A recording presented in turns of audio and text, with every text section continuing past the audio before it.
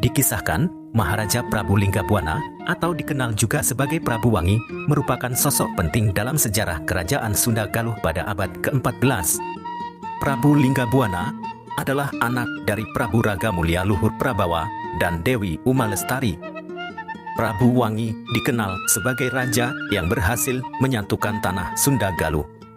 Dari permaisurinya, Rara Rinsing, Prabu Wangi memiliki dua orang anak yang bernama Dyah Pitaloka Citarasemi dan Niskalawestu Kencana. Kehidupan Prabu Wangi tercatat dalam sejarah sebagai salah satu raja besar dengan gelar Maharaja, menandakan kekuatannya dalam mengelola kerajaannya. Karena kecantikannya Dyah Pitaloka, dia menjadi salah satu putri yang tersohor hingga ke kerajaan Majapahit di tanah Jawa.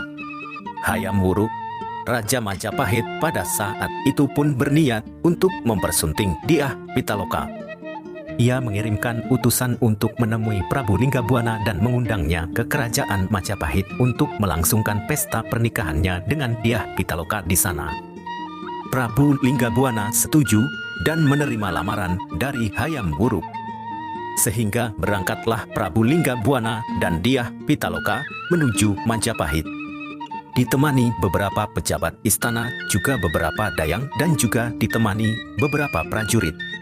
Dengan menaiki beberapa perahu besar dan beberapa perahu kecil mengarungi lautan. Di beberapa cerita mengatakan, Kerajaan Galuh merupakan salah satu kerajaan yang sulit ditaklukkan oleh Majapahit.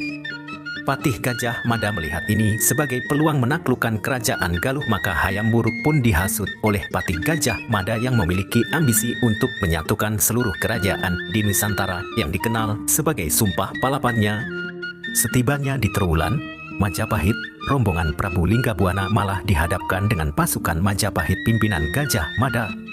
Kedatangannya pun dianggap sebagai bentuk penyerahan diri Kerajaan Galuh Sunda ke Kerajaan Majapahit dengan putri Dyah Pitaloka sebagai persembahannya. Tentunya, Prabu Linggabwana tidak sudi untuk menerima permintaan Gajah Mada tersebut. Ia merasa terkhianati oleh Hayam Wuruk yang awalnya berjanji untuk menikahi putrinya dan menjadikannya permaisuri di Majapahit. Percekcokan pun terjadi.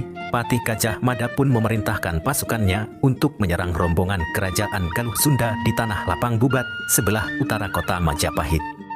Meskipun hati Prabu Linggabwana merasa cemas dan ragu, memikirkan strategi untuk memenangkan pertempuran tersebut, mengingat jumlah pasukannya yang